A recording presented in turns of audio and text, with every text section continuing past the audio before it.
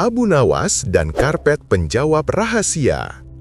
Pada suatu pagi yang cerah di kota Baghdad, ketika cahaya fajar masih malu-malu merambat di antara menara-menara tinggi dan angin gurun membawa wangi rempah dari pasar, seorang pengawal istana berlari terburu-buru ke rumah Abu Nawas.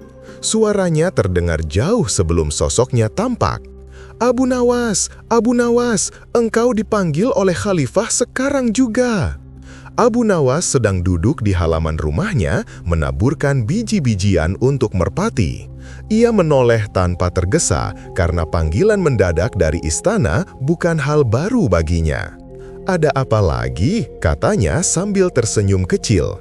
"Apakah juru masak istana kehilangan sendok emasnya?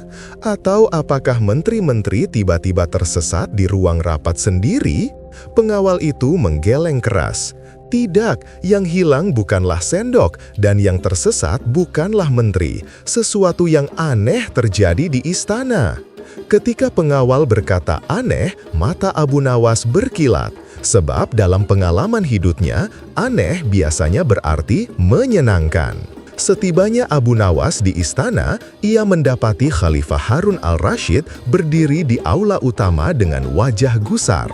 Para menteri berdiri berderet, tampak lebih tegang daripada ayam yang menunggu giliran disembelih tukang daging. Di tengah ruangan terbentang sebuah karpet merah tua bergambar bunga-bunga Persia.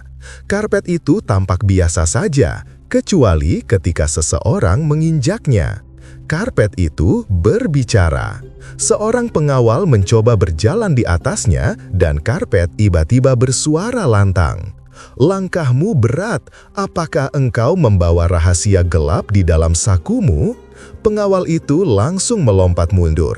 Menteri pertama yang terkenal dengan perutnya yang bulat dan pinggulnya yang lamban dipaksa maju oleh khalifah. Baru saja kakinya menyentuh karpet, suara karpet menggema. "Hai engkau yang berkumis seperti sapu pintu, engkau terlalu sering berjanji tetapi jarang menepatinya." Menteri itu pucat, bibirnya bergetar. Orang-orang di sekeliling menahan tawa sekuat mungkin. Menteri kedua maju. Ia dikenal sebagai yang paling pelit di antara semua pejabat. Ketika ia melangkah, karpet berkata, "Wahai engkau yang menyimpan perak lebih rapat daripada tutup kendi, langkahmu berdesir seperti suara shilling yang engkau sembunyikan." Khalifah memejamkan mata sambil menghela nafas. "Abu Nawas," katanya, "jelaskan padaku, benda apakah ini?" Abu Nawas mengusap janggutnya seakan-akan sedang memeriksa kebijaksanaan yang tersangkut di antara helai rambutnya. Untuk memahami karpet itu, Abu Nawas meminta para menteri berjalan satu persatu. Ia tahu menteri-menteri adalah makhluk yang paling mudah gugup ketika rahasia mereka disentuh, even oleh karpet. Menteri ketiga, seorang pria tinggi kurus yang selalu berbicara halus dan tampak paling saleh, maju dengan percaya diri. Ketika ia mulai melangkah, karpet diam saja. Menteri itu tersenyum bangga dan membusungkan dada. "Lihatlah, karpet ini tahu siapa di antara kita yang bersih."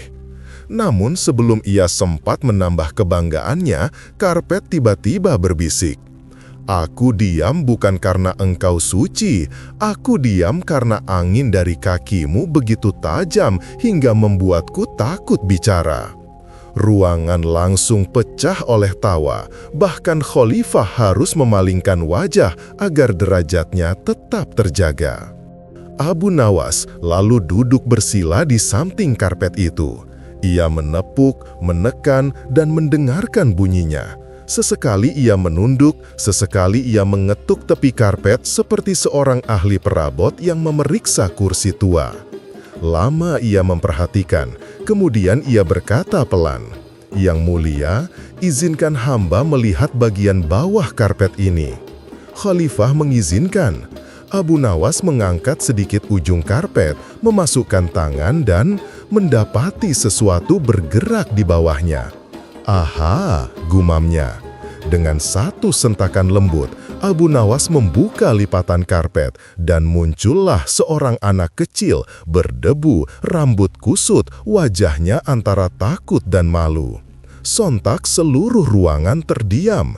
Anak itu berdiri sambil menunduk. "Ampun, hamba hanya bermain, tidak tahu karpet ini akan dibentangkan untuk para pembesar." Khalifah bertanya dengan suara dalam, "Siapakah engkau, wahai anak?" "Aku putra tukang kebersihan istana, tuanku. Aku bersembunyi di bawah panggung kecil ini, dan ketika mendengar langkah-langkah di atas, hamba hanya menebak-nebak sambil bergurau." Abu Nawas tersenyum kecil. "Kemampuanmu luar biasa, wahai anak," katanya. "Suaramu mampu membuat para menteri menggigil lebih dari ancaman cambuk." Para menteri saling pandang, wajah mereka merah campur pucat. Khalifah menatap sang anak lama sekali, lalu ia tersenyum. "Wahai anak, kau tidak bersalah. Mulai hari ini, engkau boleh belajar di madrasah istana. Suaramu tajam, telingamu peka. Mungkin kelak kau menjadi qori, pencerita istana, atau bahkan penasehat." Anak itu menunduk penuh syukur. Setelah semua selesai, Khalifah kembali ke singgasananya.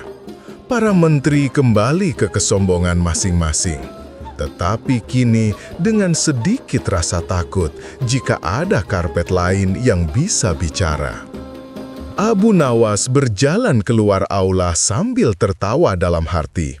Ia menepuk karpet sekali lagi dan berkata pelan, "Terima kasih, wahai karpet. Tanpamu, para menteri tidak akan mengingat bahwa suara hati mereka lebih keras daripada suaramu."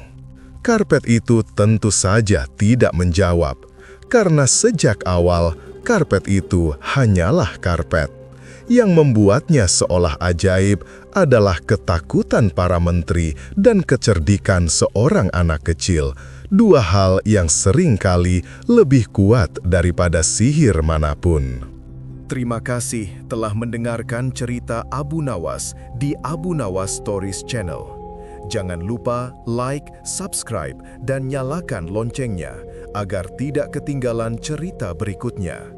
Jika ada cerita Abu Nawas yang ingin kawan-kawan dengar atau ingin kami ceritakan kembali, silahkan posting komentar ya. Terima kasih.